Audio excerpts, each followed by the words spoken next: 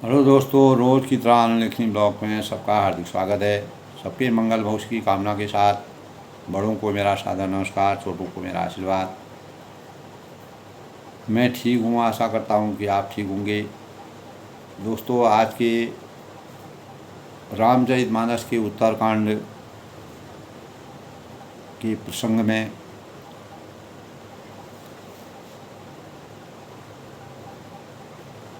मर्यादा पुरुषोत्तम भगवान राम जी जब अयोध्या में लौट के उनका राज्याभिषेक हुआ, राज्याभिषेक के बाद समस्त प्रजा का जो उनके सखा थे, जिन्होंने 14 साल के वनवास के दौरान अनेकों जगहों में, अनेकों स्थानों में, अनेकों प्रसंगों में, अनेकों कठिनाइयों में, विषम प्रकार की विषमताओं में उनके सानिध्य के, उनके स्वरूप का आशीर्वाद प्राप्त किया, उनके सानिध्य में रहे और एक सेवक के रूप में उन्होंने जिस प्रकार से उनके मानवीय लीला को करने के साथ अपने जीवन वृत्तांत को जिस प्रकार रामचंद्र जी ने मानव जीवन की चेतना को जागृत करने के भावों को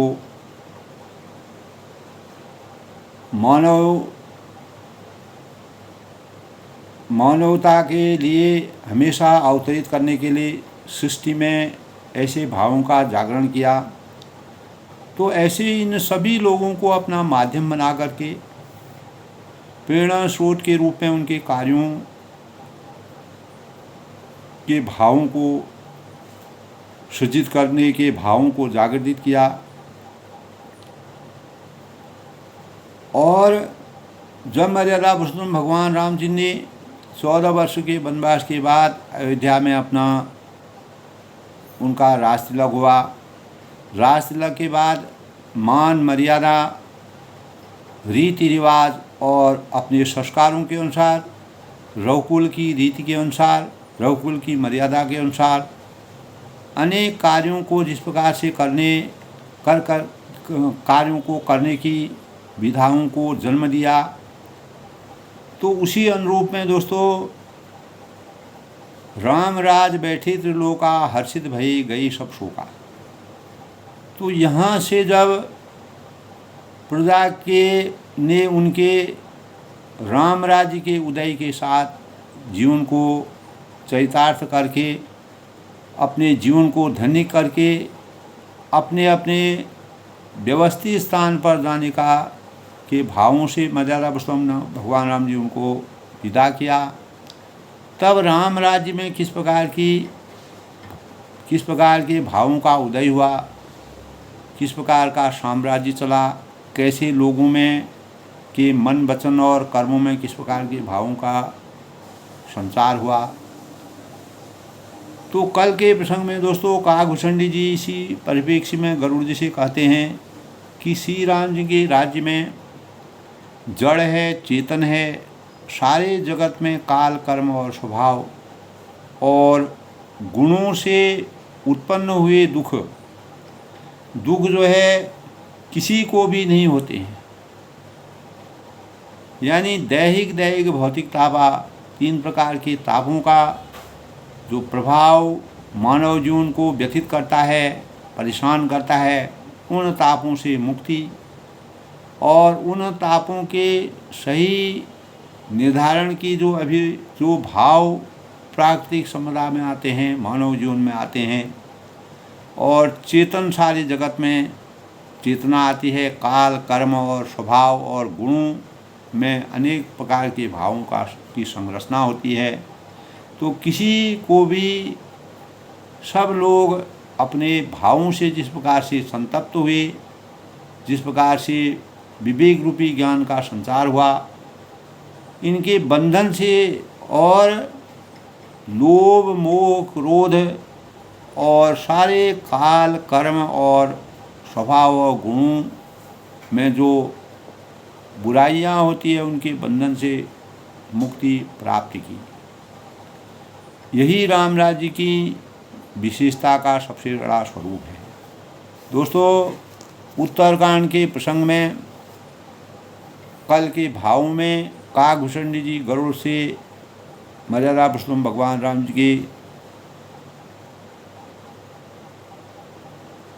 अपार सुख की अनुभूति और मर्यादा और आदर्शों से के विचारों का हृदय स्पर्शी वर्णन करते हैं, जो तुलसीदास जी ने बड़े ही सुंदर और व्यवस्थित ढंग से जिसका वर्णन किया है।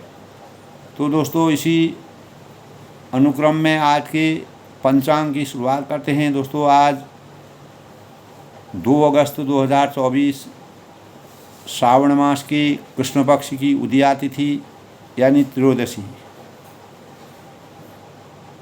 और आज शुक्रवार का शुभ दिन है। दोस्तों, शुक्रवार 3:27 तक त्रयोदशी और शुक्रवार यानी 2 ही अगस्त दोपहर 11:45 तक हर्षण योग का संयोग रहेगा।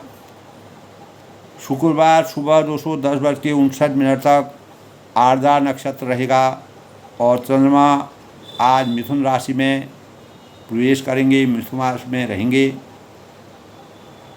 तो इस प्रकार दोस्तों, आज के शुभ मुहूर्त की बात करें तो अभिजीत मुहूर्त 12:07 से 12:59 तक। आज का अमृतकाल दोस्तों 6:05 से 7:39 तक। ब्रह्म मुहूर्त की बात करें तो 4:26 से 5:14 तक। राहु काल की बात करें तो दोस्तों 10:46 से 12:27 तक।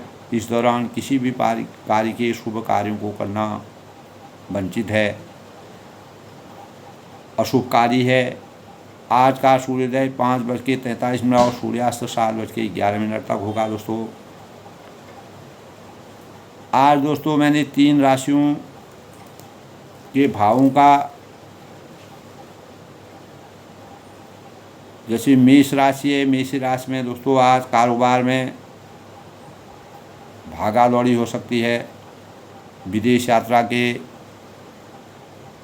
संयोग बन रहे हैं और यात्रा लाभकारी रहेगी, ऐसा आज के ज्योतिष शास्त्र के अनुसार है। मिथुन राशि दोस्तों, मन में अनेक प्रकार के उतार चढ़ाव होंगे और नौकरी में परिवर्तन के भाव हैं और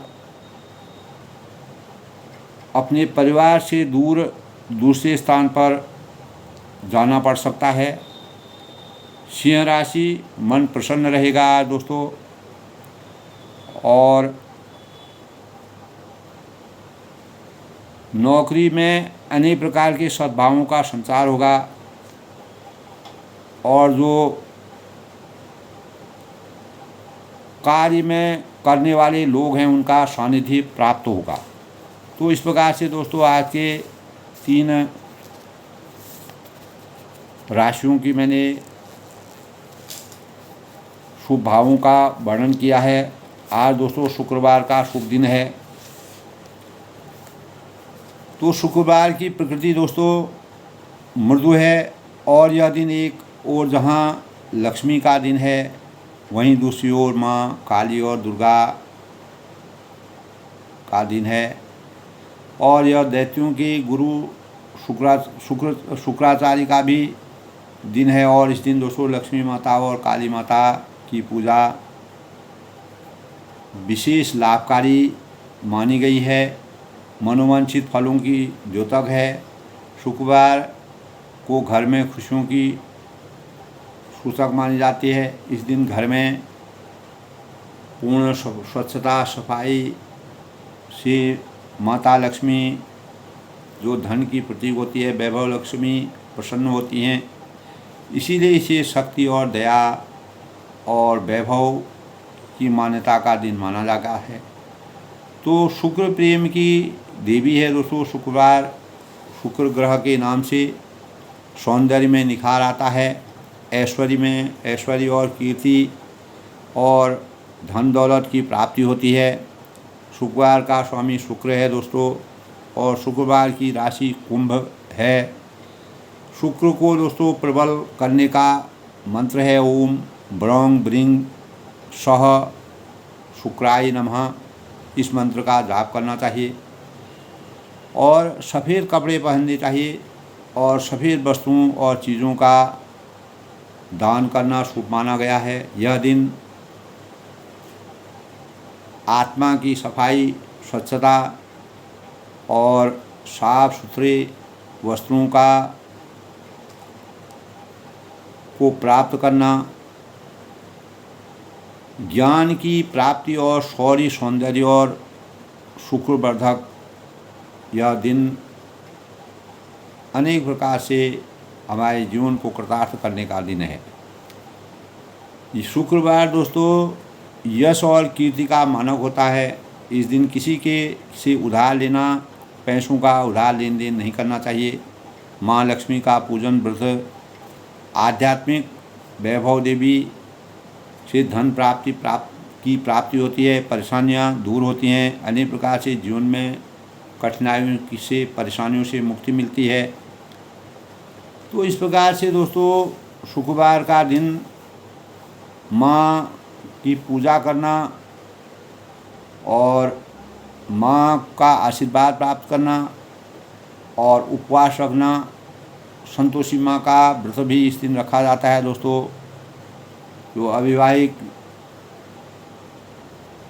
कुमारियाँ होती हैं उनको संतोषी माँ का व्रत रखने से शुभता के भावों का संचार होता है। 9 माह का यह व्रत मनोवांछित फलों की द्योतक मानी जाती है, ऐसा हमारे शास्त्रों में बताया गया है दोस्तों।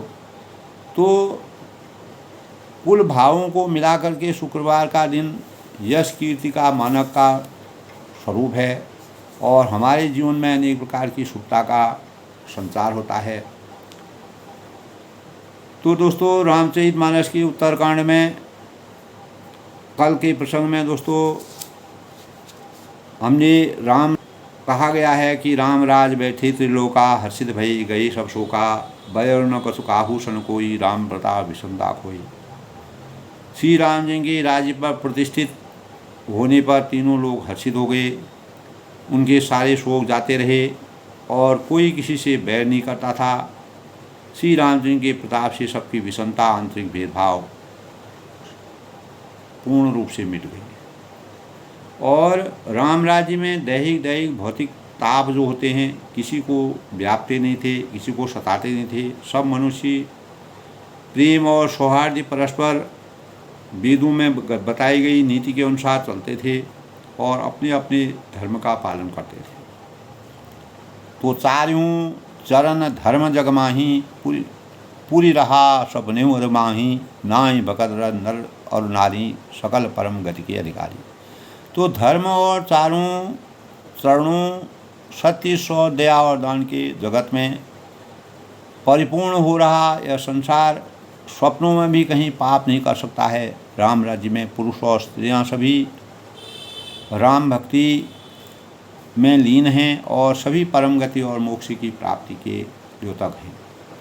अल्प मृत्यु नहीं कौनहु पीरा, सब सुंदर सब बिरु शरीरा, नहीं दरिद्र कोई दुखी न दीना, नहीं को अभिन्न लक्षण ही ना।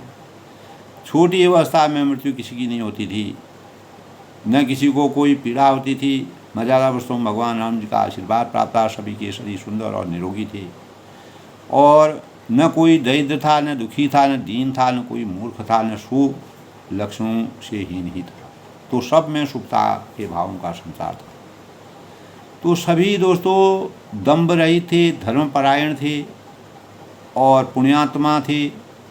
पुरुष और स्त्री सभी चतुर और गुणवान थे, सभी गुणों का आदर करने वाले पंडित था, सभी ज्ञानी थे, सभी कृतज्ञ दूसरों के लिए उपकार माने जाने वाले, उपकार करने वाले थे, कपट चतुराई धूर्तता से रहित थे। राम राज नव गे सुनु, सचराचर जगमाई, काल कर्म स्वभाव गुणों, कृत दुख का ही नाम। तो काकभूषणी जी इसी अवसर में कहते हैं दोस्तों, मैंने शुरुआत में भी बताया था कि वह गरुड़ जी से कहते हैं, ये पक्षीराज सुनिए, श्री रामचंद्र के राज में जड़ चेतन और सारे जगत के सचराचर जगमाही, और जो सारी जगत में काल कर्म स्वभाव गुणों, यानी काल कर्म स्वभाव और गुणों से उत्पन्न हुए, कृत दुख का हुई नाई, जो दुख किसी को भी नहीं होते थे, अर्थात उनके बंधन में कोई भी नहीं पड़ता था। ऐसे भावों का संचार मर्यादा पुरुषोत्तम भगवान राम जी के राज में तुलसीदास जी ने जिस प्रकार का वर्णन किया है वह अवर्णीय है। तो दोस्तों, रामचरितमानस से हमारे अंतःकरण में सेवा धर्म के भावों का संचार होता है। तो वर्तमान जो हमारी समय है, वर्तमान समय से हमको रामचरितमानस से ही अपेक्षा है। तो आज का जो समाज है दोस्तों, सभी शासक बनना चाहते हैं, अच्छी बात है, कोई सेवक नहीं बनना चाहता है। हमारे देश को सच्चे सेवा धर्म की आवश्यकता वर्तमान में है। देश में व्याप्त दरिद्रता, बेरोजगारी प्रमुख कारण देश में सेवा भाव का अभाव है। तो सेवा धर्म का पालन करने वाले की अनिवार्य आवश्यकता कभी अधूरी नहीं रहती है। तो सच्चा सेवक प्रभु श्री राम को अतिशय प्रिय होता है, और श्री राम चरितमानस में इन्हीं भावों का वर्णन किया है। समदर्शी मोहि क सब काऊ, सेवक प्रिय अनन्य गति सोऊ, सो अनन्य जापे असी, मद न टरई हनुमंत, मैं सेवक सचराचर रूप स्वामी भगवंत। इसीलिए मर्यादा पुरुषोत्तम भगवान राम जी का चरित्र चित्रण इतने उदार और भावुकता और मानव कल्याण की और दीनहीन और अंतिम पायदान में बैठे हुए व्यक्ति, कितना भी व्यथित व्यक्ति हो, उसके भी जीवन को मोक्ष की प्राप्ति का भाव प्राप्त हुए। तो जिसकी ऐसी बुद्धि कभी नहीं टलती है कि मैं सेवक हूँ और यह चराचर जड़ चेतन जगत मेरे स्वामी भगवान का रूप है, वही अनन्य है। तो दोस्तों, परिवार में अपने वयोवृद्ध माता पिता की सेवा के से पुत्र को चारों पदार्थ धर्म अर्थ काम मोक्ष की प्राप्ति होती है और उनका आशीर्वाद प्राप्त होता है। मर्यादा पुरुषोत्तम भगवान राम जी को धर्म अर्थ काम मोक्ष इन चार चीज़ों का के भावों का पूरा उनको आशीर्वाद था। इसी आशीर्वाद के परिणाम स्वरूप मर्यादा पुरुषोत्तम भगवान राम जी 14 साल का जो वनवास प्राप्त किया, उसमें हमेशा उनको सहजता के भावों का, विषमता में भी सहजता के भावों का संचार हुआ। तो चार पदार्थ कर्तलता के, प्रिय पितु मात प्राण सर जाके, प्राण सम जाके। तो मानस में दोस्तों इसी प्रकार का वर्णन किया गया है। चार पदार्थ कर्तलता के, प्रिय पितु मात प्राण सम जाके। सेवा करने से मनुष्य का हृदय शुद्ध हो जाता है, उसमें प्रेम है, दया है, सरलता है, विनम्रता है, त्याग है, उत्साह है और परोपकार करने के सुंदर गुण विद्यमान हो जाते हैं। यही राम राज्य की जब स्थापना हुई थी, इसमें पूर्ण रूप से निहित इस प्रकार के भावों का संचार था। तो त्यागपूर्वक सेवा करना, निष्काम भाव से सेवा करना अत्यंत सराहनीय माना जाता है दोस्तों। अच्छे आदर्शों के लिए, अच्छी शुचिता के लिए, अच्छे पारिवारिक संगठन के लिए, सामाजिक संरचना की शुचिता के लिए, देश को मजबूती प्रदान करने के लिए, देश में समभावों को पैदा करने के लिए, इसी धर्म के विषय में श्री रामचरितमानस में यह भी कहा गया है, शिव दधीच हरिचंद्र नरेशु, सही धर्म हित कोटि कलेशु।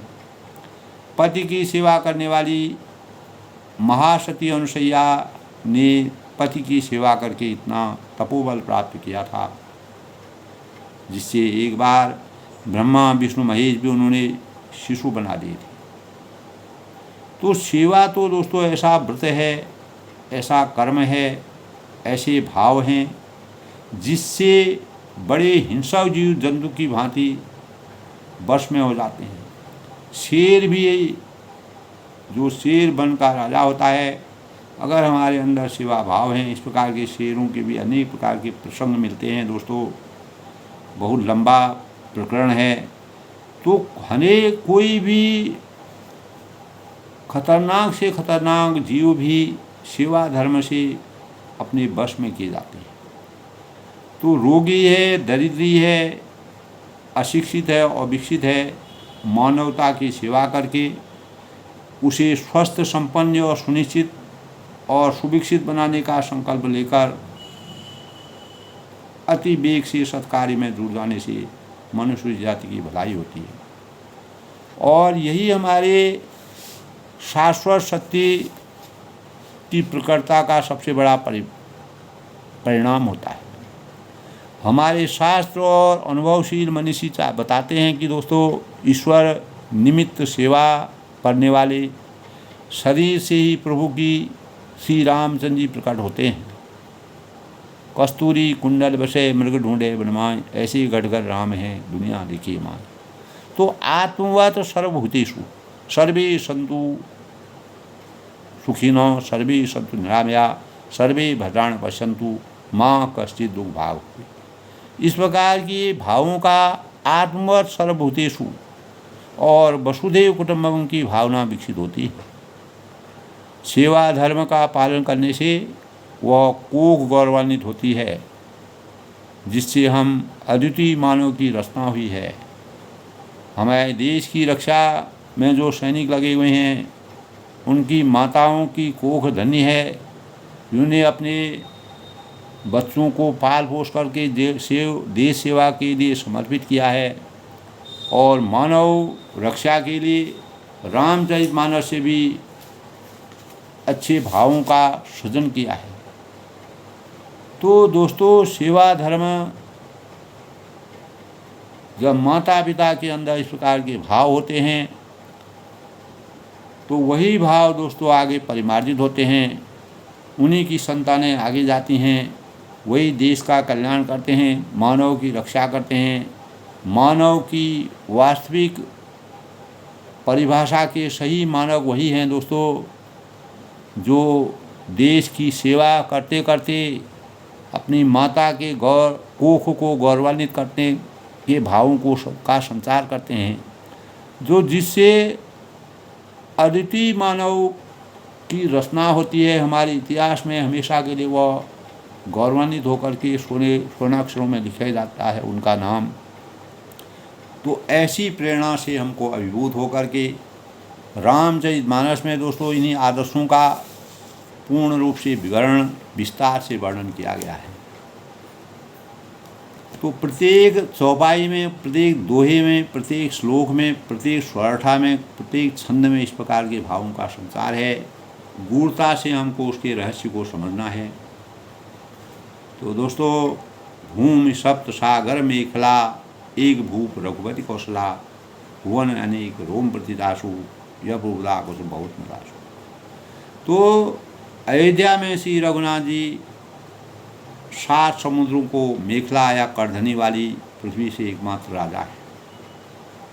तो मर्यादा पुरुषोत्तम भगवान राम जी ने इस प्रकार के राज्य को चला करके, राज्य को आगे चला करके मानव चेतना को जगाने का जो कार्य किया, भुवन अनेक रोम अतिजासु, जिनके एक एक रोम में अनेकों ब्रह्मांड हैं। इतने विशाल का, इतने प्रतिभाशाली ऐसे स्वरूप को मानव रूप में अवतरित करके जिस प्रकार से उन्होंने अपने जीवन को मानवता के भावों से परिपूर्ण किया, यह प्रभुता कसु बहुत नतासु। उनके लिए 7 द्वीपों की यह प्रभुता कुछ अधिक नहीं है। पूरा संसार का भार भी उनके सिर पर आ जाए, उसको भी वह, जिस प्रकार धरती माता अपने पूरे मानव इस सृष्टि के भार को अपने ऊपर लिए हुए है। तो दोस्तों, मानव बुद्धि अगर वितृप्त हो जाती है, विकृति आ जाती है, तो धरती माता को भी क्रोध आता है। अगर हम माँ को, जो माँ अपने बच्चों को अनेक प्रकार के लाड़ प्यार से स्नेह से, निस्वार्थ भाव से, निष्काम भाव से अपने बच्चों का पालन पोषण करते हैं। अगर उस माँ को वही अगर बड़ा होकर उसको दर्द कर देता है तो वह जो है उसके लिए अभिशाप बन जाता है। वही स्वरूप आज प्रकृति में देखने को मिल रहा है। हमें किन्हीं भावों को दूर जा कर के देखने की आवश्यकता नहीं है। हमने धरती माता के साथ जिस प्रकार की छेड़छाड़ की है, जिसकी गोद में पल करके हमने अन्न जल अनेक चीज़ें ग्रहण की हैं और उसी की गोद को हमने अनेक प्रकार से विकृत किया है, उसी के परिणाम स्वरूप आज धरती माता ने अपने स्वरूप को विकृत कर दिया है। और जो आज का मानव उसको झेल रहा है, अपनी बुराइयों का, अपनी गलतियों का के प्रति पश्चाताप कर रहा है, प्रायश्चित कर रहा है। तो दोस्तों, जिस प्रकार माँ एक बच्चे को अपने जीवन के पूरे जीवन को समर्पित करते हुए मन, वचन और कर्म से उसके प्रति प्रतिबद्ध रहती है, उसी प्रकार हमें भी धरती माता के साथ प्रतिबद्ध रहना चाहिए। उसके साथ छेड़छाड़ करना ये मानव जीवन के लिए एक अभिशाप के रूप में स्पष्ट रूप में आज के परिवेश में दिखाई दे रहा है। कहने की ज़्यादा आवश्यकता नहीं है दोस्तों। तो मर्यादा पुरुषोत्तम भगवान रामचंद्र जी इन्हीं भावों के संचार करने के लिए, मानवता के जागरण के लिए अपनी माता कैकेयी के द्वारा 14 साल का वनवास देने पर भी उनकी आत्मरक्षा, उनके स्वभाव, उनके जीवन में कभी भी किसी प्रकार की छेड़छाड़ या कोई भी गलत भावों का संचार नहीं किया। तो ये पुत्र की अपने माताओं के प्रति जिस प्रकार के भाव होने चाहिए वो आज के परिवेश में उनका अंत हो रहा है। वो धीरे धीरे उनकी विसंगति हो रही है, उसका दुष्प्रभाव हो रहा है। इसी कारण आज धरती माता अनेक प्रकार से व्यथित है।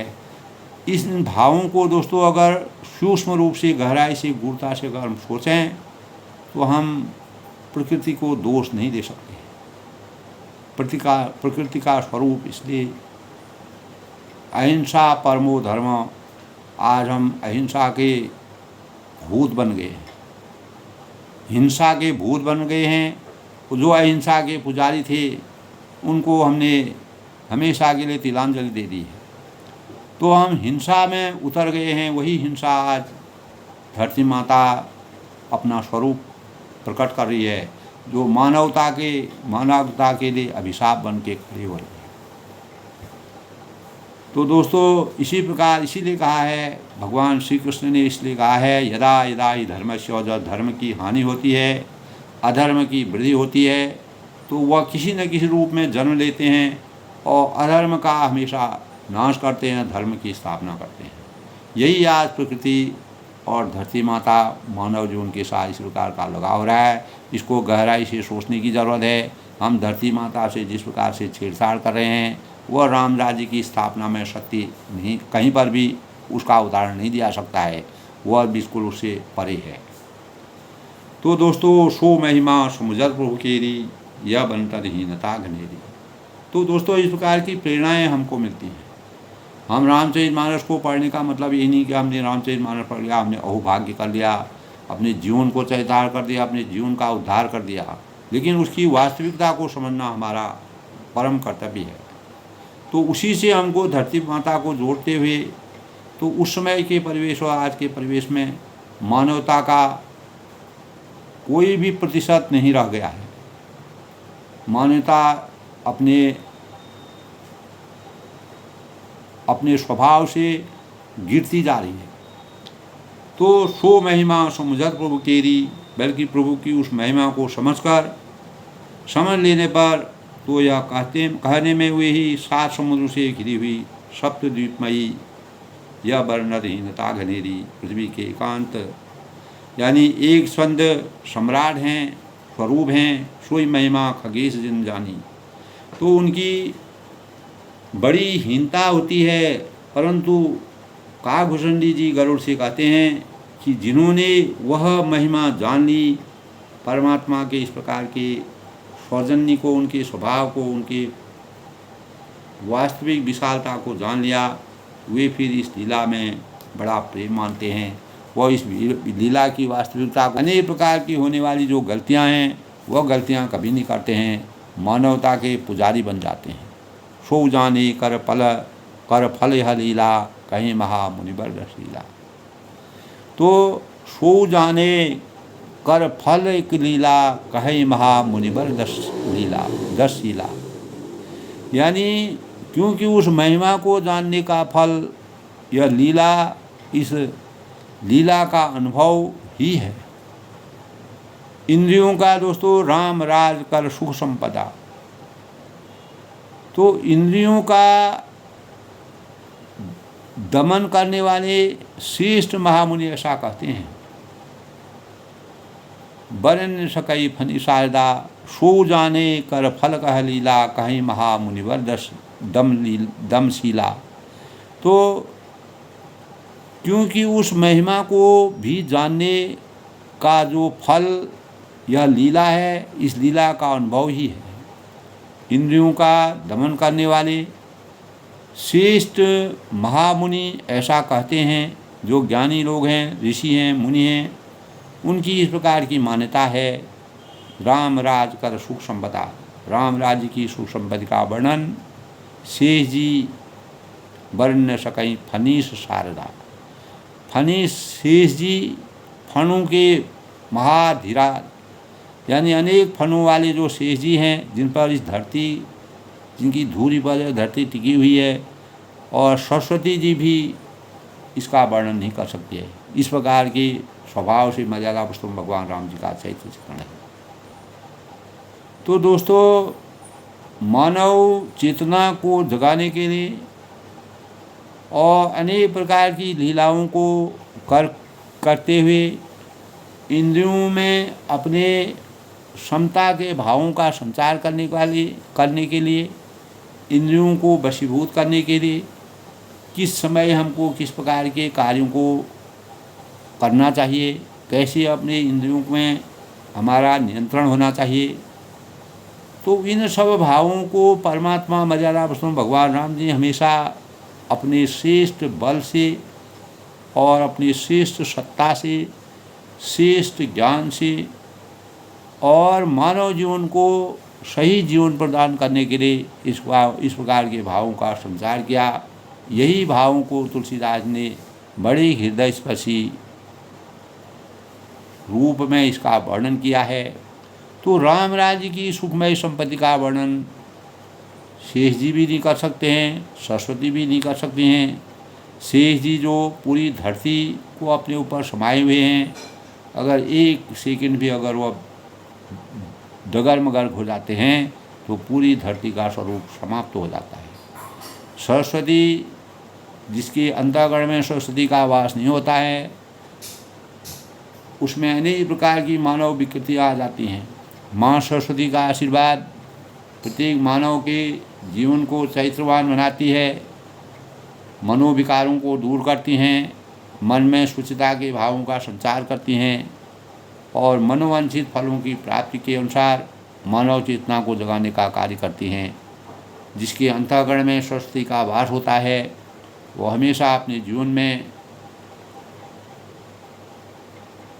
समभावों से और मृदुल भावों से वाणी में अमृत की धारा का प्रवाह होने लगता है और सबके दिलों को जीतने की उसमें शक्ति आ जाती है। ये आकर्षण की शक्ति हमको माँ सरस्वती द्वारा प्राप्त होती है, जिससे हम अपने जीवन को धन्य करते हैं, साकार करते हैं और मानवता के सही स्वरूप में अग्रसर होने के भावों का संचार करते हैं।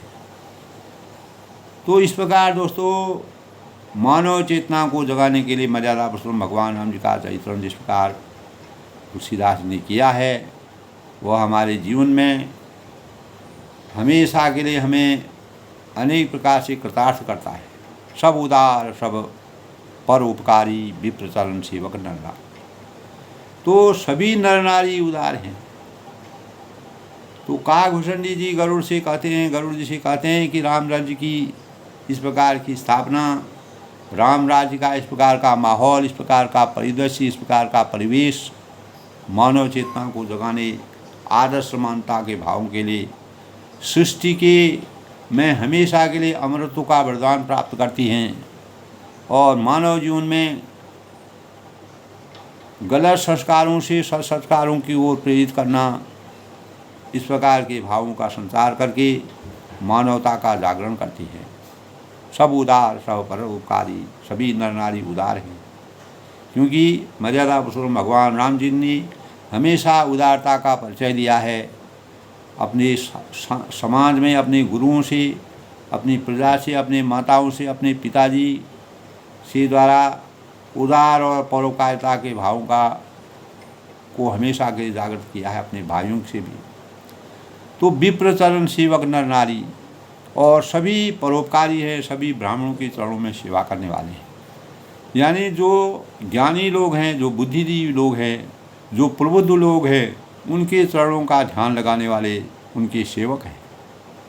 इस प्रकार के सेवकों के सानिध्य में मानव जीवन अगर चला जाता है, उनके सानिध्य में रहता है, हमेशा मन, वचन और वाणी से वह कृतज्ञ हो जाते हैं। तो दोस्तों, एक नार व्रत रत सब धारी, सभी पुरुष मात्र एक पत्नी व्रत है। यानी एक पत्नी व्रत हैं सदाचार के भावों का, पतिव्रता के भावों का, शुचिता के भावों से और स्त्री धर्म की रक्षा करने वाले, स्त्री स्वभाव की रक्षा करने वाले, नारी के भावों का सही मान मर्यादा रखने वाले, इस प्रकार के भावों का संचार रामचंद्र के राज्य में होता है।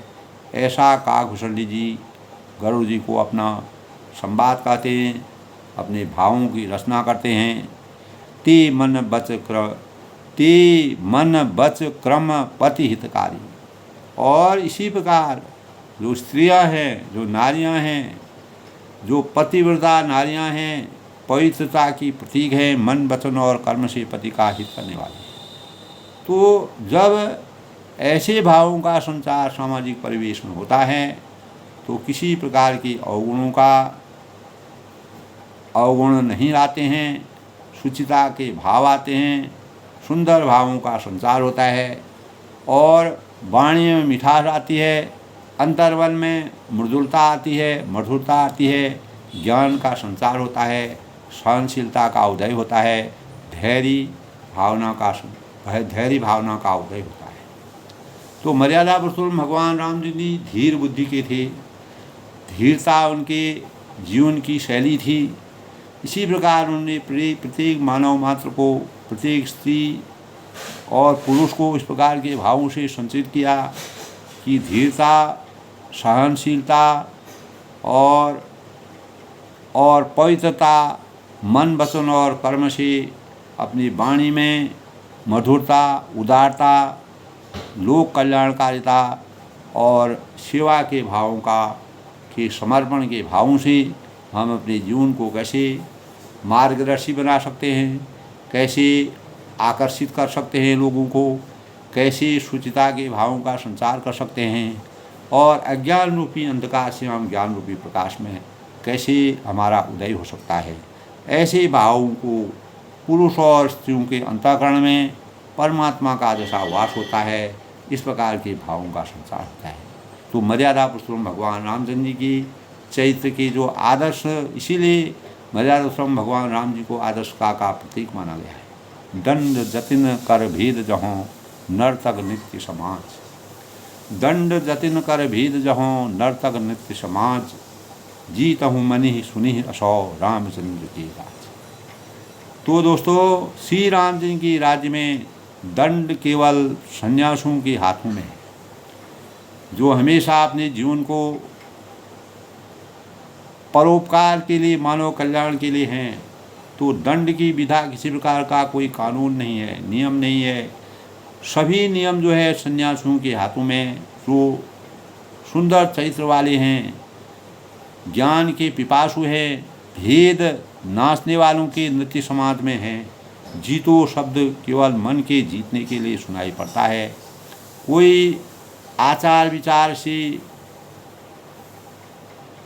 के साथ अर्थात राजनीति शत्रुओं को जीतने तथा चोर डाकू और आदि को दमन करने के लिए साम दाम दंड भेद ये 4 उपाय किए जाते हैं। और राम राज्य में कोई शत्रु नहीं है, सब एक दूसरे के मित्र हैं। इसीलिए जीतो शब्द केवल मन के जीतने के लिए कहा गया।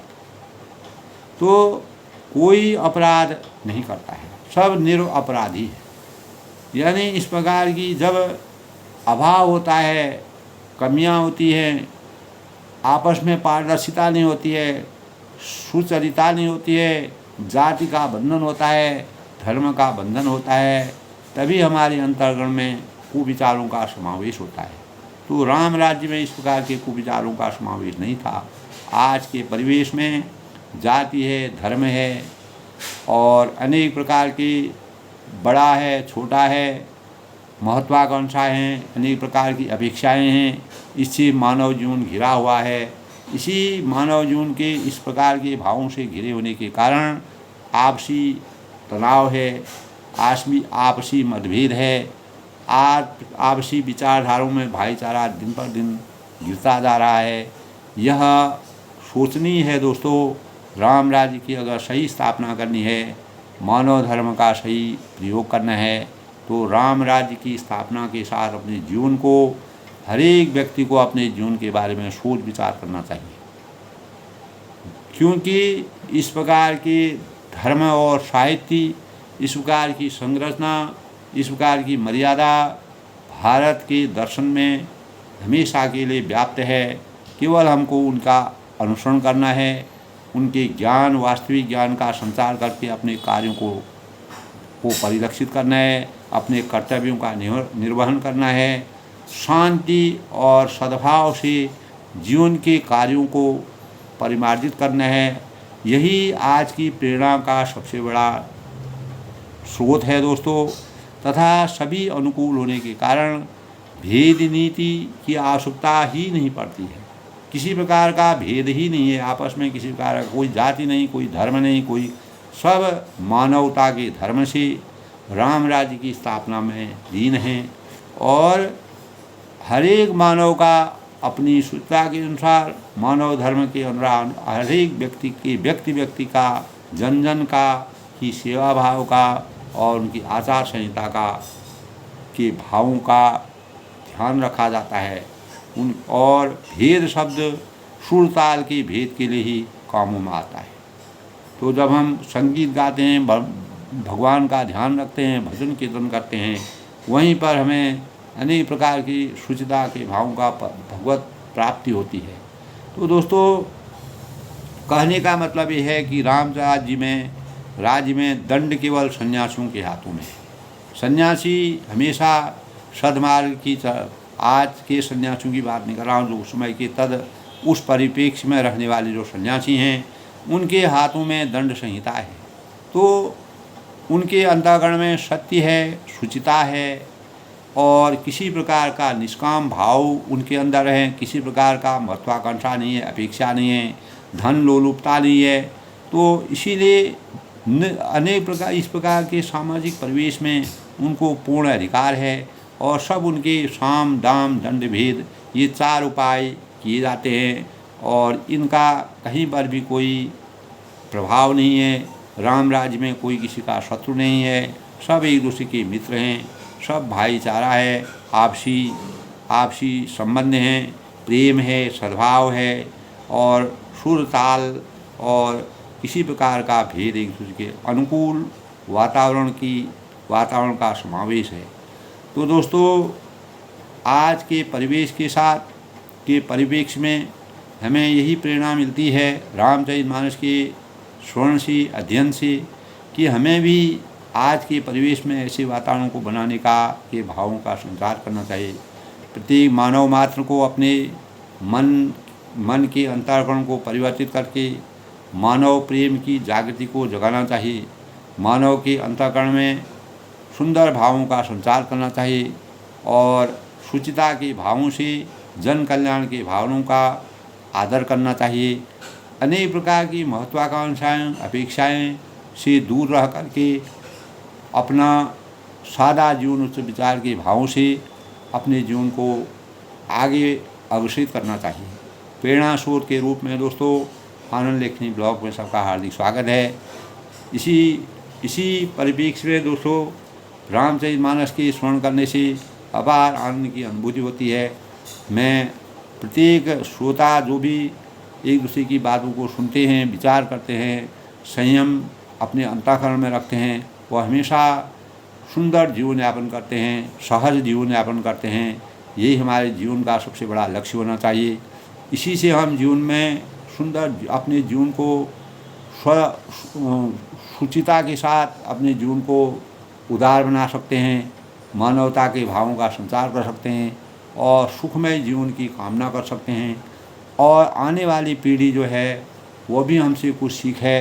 तो जो भी लोग दोस्तों मेरे ब्लॉग के माध्यम से बातें सुनते हैं, रामचरितमानस का ज्ञान सभी को है, लेकिन हमें उसकी गूढ़ता को समझना चाहिए, इस ग्रंथ की वास्तविकता को समझना चाहिए। मानवता सबसे बड़ा धर्म है। यही हमको सही मानवता के भावों को हमारे अंतःकरण में ला करके अनेक प्रकार की जो हमारे अंतःकरण में जाति पाति भेदभाव इस प्रकार के भाव हैं, इससे हमें हमेशा दूर रख करके सदा सद्भाव और प्रेम के भावों का संचार करने की प्रेरणा प्राप्त हो सकती है। अपनी वाणी को विराम देते हुए सबके मंगल भविष्य की कामना करता हूँ। सब लोग सुखी रहें, खुश रहें, प्रसन्न रहें। आज के विचारों में